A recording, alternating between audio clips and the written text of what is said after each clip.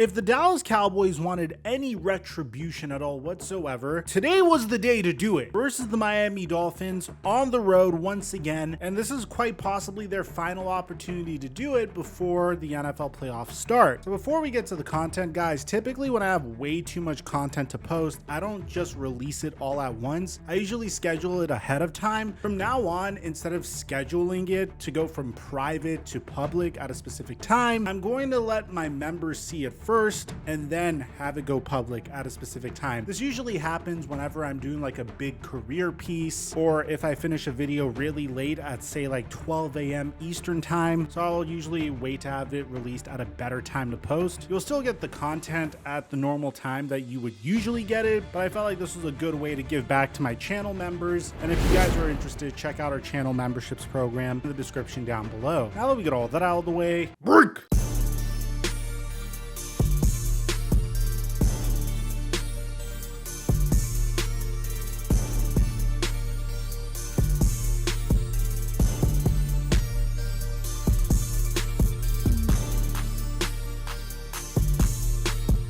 We made $1,100 off of a $20 entry on Prize Picks. And it wasn't just me, it was everyone that followed these picks on my Instagram story. And the best feeling is the amount of people that made money as a result of this. I mean, bam, bam, bam. Bam! My DMs were flooded, so the best part for me was seeing you guys make money as well. But we're not done yet. PrizePicks has a promo for a free square. All Kevin Durant needs is to score 1 point on Christmas Day, which means we only need to get 1 pick correctly in order to make some more money. If you haven't signed up for PrizePicks, use my promo code Mikerophone to double your deposit up until $100 on PrizePicks. And I give away my picks on a daily basis for free on my Instagram story and now my Snapchat story. We're having so much fun doing this. I'm so happy that I made you guys some money, and thank you PrizePicks for the sponsor. Mic check 1 2 1 2. What's going on, everybody? The Dallas Cowboys got absolutely obliterated the last time they took the football field against the Buffalo Bills. It was truly painful to watch, and although I do want to give them some leeway, apparently some of the Cowboys players were sick going into that game. There was some suspect refereeing in the very beginning of the game that I feel like may have shifted the momentum so much in the Bills' favor that the Cowboys just never could get back into it. At the end of the day, the Dallas Cowboys had opportunities to get back in the game and they just couldn't do it. They were simply outplayed by the Buffalo Bills, simply just by allowing James Cook to run it on them over and over and over and over. Josh Allen had less than 100 passing yards, and this unveiled a very uncomfortable truth about the Dallas Cowboys. They're incredible at home. It's when they take the road that they really start to struggle. The Cowboys have this reputation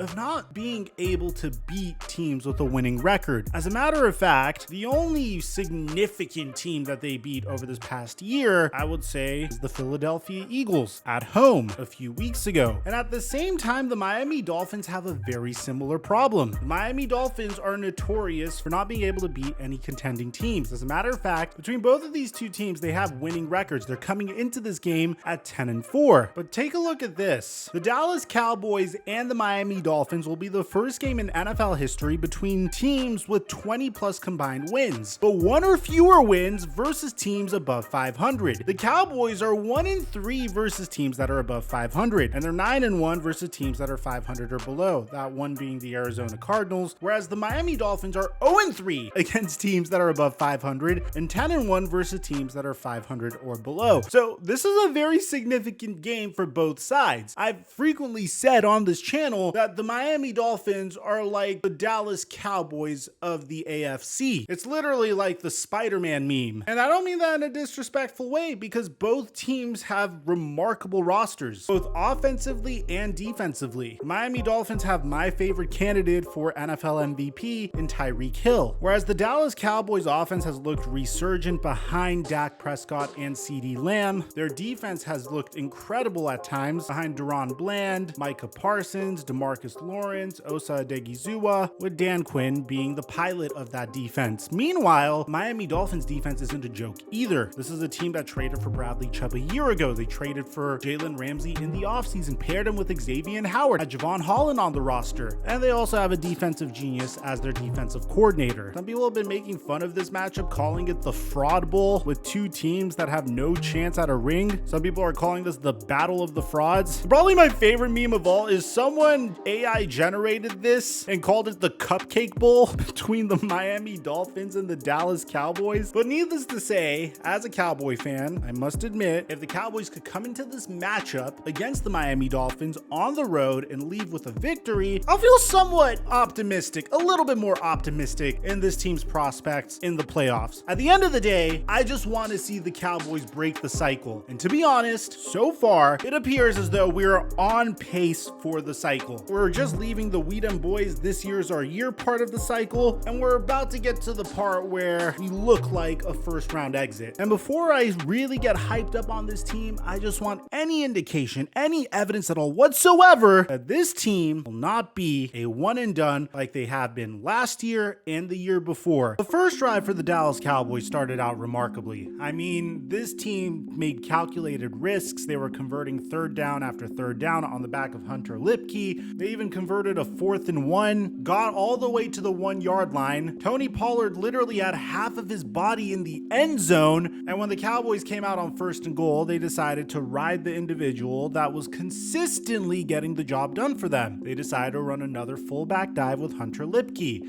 And this time it was a fumble on the 1 yard line, which was a deflating way to start the game. And right away, we saw an absolutely electrifying play from Tua, a 49-yard dot to Jalen Waddle. Luckily, the Dallas Cowboys were able to hold the Miami Dolphins to a 57-yard field goal that also happened to be Jason Sanders' career long, before CeeDee Lamb clapped back in the most epic way possible, a 49-yard reception all the way to the end zone for the first score of the game. Like always, the refereeing in this game was pretty terrible, and it was on both sides. Dak Prescott got a roughing the passer penalty when he was all the way in his own end zone. It didn't really affect the game very much because the Cowboys ended up punting on this drive anyway. Micah Parsons was held a plethora of times, but there were no calls for holding in that instance. And probably the most significant penalty, at least before the first half concluded, was when Micah Parsons was called for roughing the passer here. Now, you can make a legitimate argument in the comment section down below that both the roughing the passer on Dak Prescott and the roughing the passer on Tua Tagovailoa were legitimate calls. But if you ask me,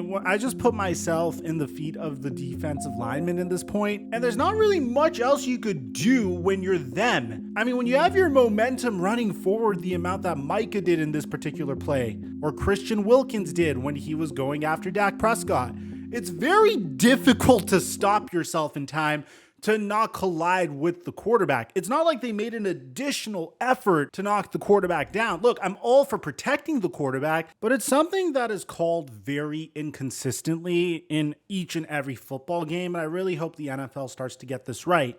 Especially in the case of the Miami Dolphins, because while Raheem Mostert suffered an injury at the earlier part of the game, he was able to come back in and score a touchdown as a result of the roughing the passer penalty that was called on Micah Parsons, which is kind of bittersweet for me because our picks hit as a result of this. The Cowboys would get the ball back with 11 minutes left to go in the fourth quarter, and at this point, I looked at my friends and said, I hope they don't take up too much clock, because historically, this team is terrible at situational football.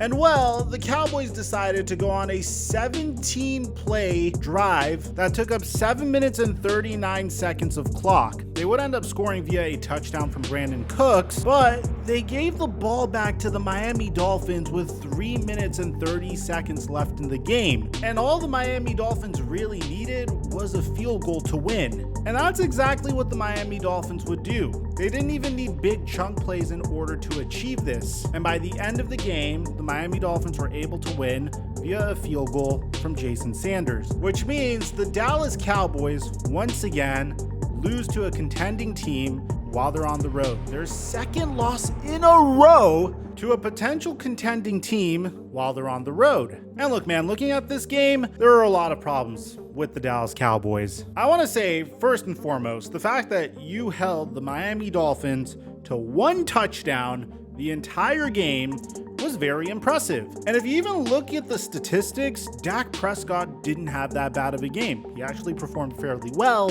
considering the fact that he was playing with a backup left tackle. The fact that we had a backup left tackle in definitely screwed us over. There were multiple instances where either Bradley Chubb or the A-gap came in completely untouched and was able to get an easy sack or hit on Dak Prescott. Whether you want to blame that on coaching, a lack of adjustments, the fact that we don't have any depth behind Tyron Smith is up to you. But in my personal opinion, you could make the same exact argument for the Miami Dolphins. Tyreek Hill had an ankle injury. He put up 99 yards against the Cowboys. Jalen Waddle also got hurt throughout the game. Raheem Mostert went out earlier in the game because Teron Armstead practically tackled him and injured him. And then he came back and scored the Miami Dolphins' only touchdown of the game. I think this loss is 100% a lack of game management. Every fan that was watching this game at that point knew the Cowboys could not take up too much time to score a touchdown against the Miami Dolphins, because otherwise the Dolphins would be able to easily come back and kick the game-winning field goal. My hat's off to the Miami Dolphins for staying in the whole time. My hat's off to Vic Fangio for sacking Dak Prescott 4 times. And the thing that sucks the most is at the end of the day, we all know that we're going to go see Dak Prescott memed on social media despite playing a remarkable game and overcoming horrible coaching and horrible play calling when he really didn't deserve it. He played an incredible game. The defense played an incredible game. You held the Miami Dolphins to a touchdown. The reason why the Cowboys lost this was because of terrible play calling. There was one particular drive where the Dallas Cowboys were backed up all the way in their own end zone. On 1st and 10, they decided to run an inside zone. On 2nd and 9, there was a wide open A-gap blitz. And on 3rd and 9, they called a play action from their own end zone and went 3 and out in their own end zone. And somehow, despite the Miami Dolphins consistently getting good field position, they kept them out of the end zone. There's not much more you could ask. And the problem is this was our last test. Don't get me wrong, the Detroit Lions are an incredible team, but we know we could win at home. We're undefeated at home. We have had trouble on the road. And guess what, Dallas Cowboys fans?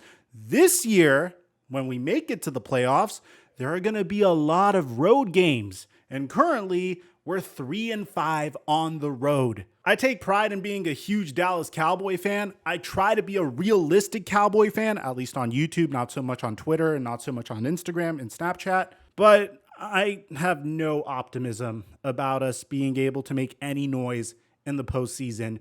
And it's like the same thing each and every year. A team filled with talent and promise, with remarkable star players on both sides of the ball, that isn't being managed properly. And it's really unfortunate to watch, because I feel like if we had the right guy at the helm, this team is capable of winning a Super Bowl. But unfortunately, in this case, the lack of managing this game efficiently is the reason the Cowboys lost. And I don't think it's going to change anytime soon. If you're a Dallas Cowboy fan, I want you to go straight to the comment section down below and tell me how this year is different than any other year. We're dominating in the regular season once again. On paper, we're a remarkable team.